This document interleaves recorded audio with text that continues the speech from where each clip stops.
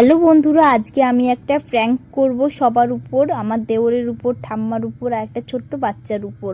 তো দেখো, এইটা হলো মেহগুনির ফল। এই ফলটা অনেক তিতো হয় খেতে। তো এটা ছাড়ানোর পরে পুরো কাঠবাদামের মতো দেখতে হয় সাদা অংশটা।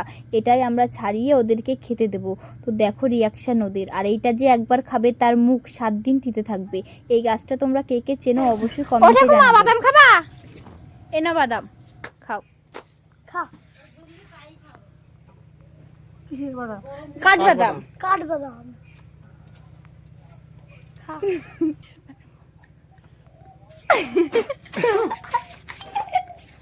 কি হলো?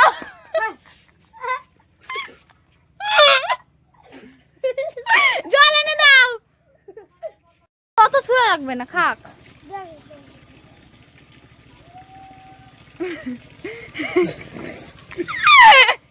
কি হলো? টেস্টি না? মিষ্টি না? এই কি হইছে? 3 দিন ধরে মুখ দিতে থাকবে। কি হচ্ছে তুষার? বাদামটা দাও ওকে। খাবি বাদাম তুই? খা। জল তাড়াতাড়ি খা, সবাই। তুই না মিষ্টি খা। মিষ্টি দাও, খা। মিষ্টি দেব, গাল মিষ্টি যায়, মিষ্টি যায়। গাল মিষ্টি দেব। ও